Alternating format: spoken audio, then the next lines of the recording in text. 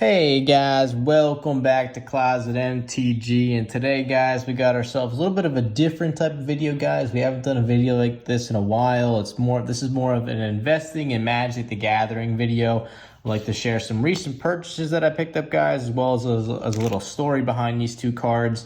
I also would like to show everyone at a very high level, I'm not going to get into too much detail, but a very high level, how to tell if a card is real or not, or one of the ways you can check to tell if a card is real, like an old card.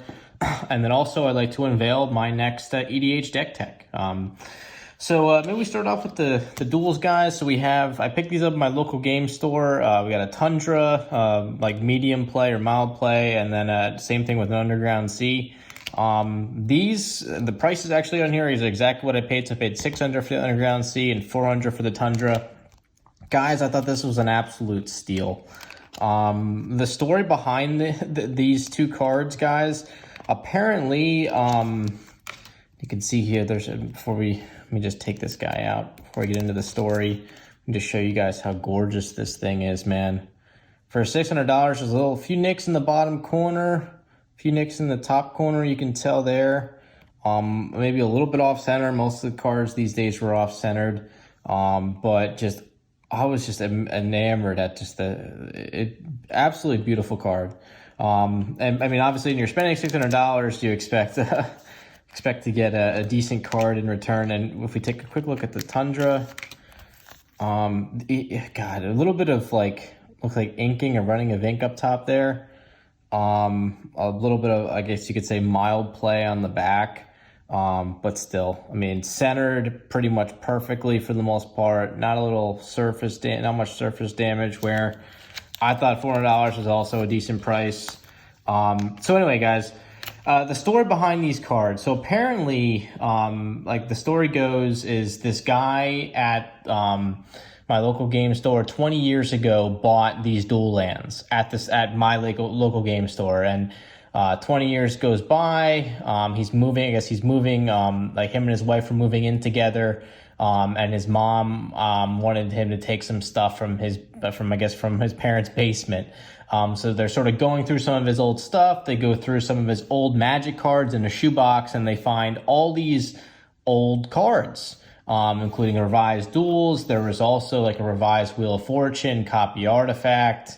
And a bunch of stuff from the Dark, the set The Dark, actually. He had pretty much like a half booster box of the Dark, free packs and so forth. So anyway, his mom asks him, like, what should we do with the cards? And he's like, oh, well, I bought the cards at this local game store. Why don't you take them there and try to sell them?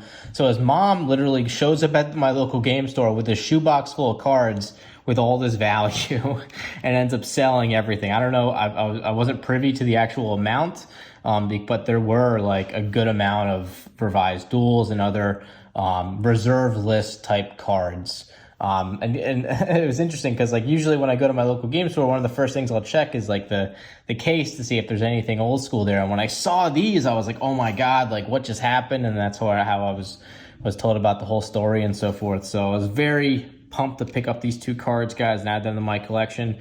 Now, what I'd like to show next is how to tell if one of these cards I mean, obviously there's a bunch of different things you can do, but one way to for sure check to see if the card's real is if you can use this little thing called a jar link, a jeweler's link, essentially.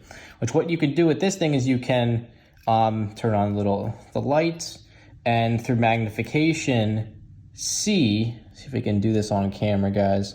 Probably not. Anyway, so you can see here in that green sphere, there should be four little red dots in the shape of an L, or like a 7.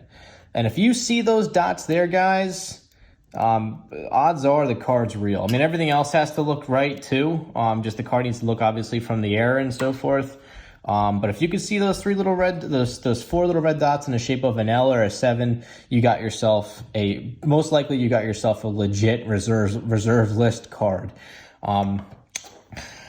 That being said, guys, and I actually just found that out recently. I did not know that. So hopefully that was able to to give you guys, share some knowledge there, guys. Again, this is a jar link. I'll leave the description of how I got this thing, or where I got this thing from. I got this thing on Amazon. I think it was like $10 or something like that, but very useful. I've been checking all my reserve list cards with this thing. And actually, I think the set that I got came with 2. So I was able to give one to a friend, which is nice to get this little container, which is pretty cool. Anyway, Jeweler's jar link, very nice.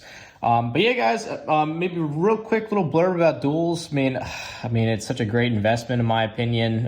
If you're just going to park some money, if you love parking your money in collectibles, or Magic the Gathering for that matter. I mean, reserve lists obviously is not going away. These cards see tons of play in Commander and so forth, and they're going to continue seeing play in Commander.